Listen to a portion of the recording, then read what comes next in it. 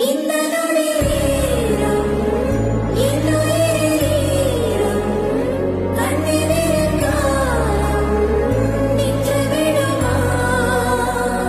లోకానికి కనిపించని దేవుడికి రూపాలు ఎన్నో ఉన్నాయి, కానీ ఈ ప్రపంచానికి కనిపించే దైవానికి మాత్రం ఒకే ఒక రూపం, అదే అమ్మ.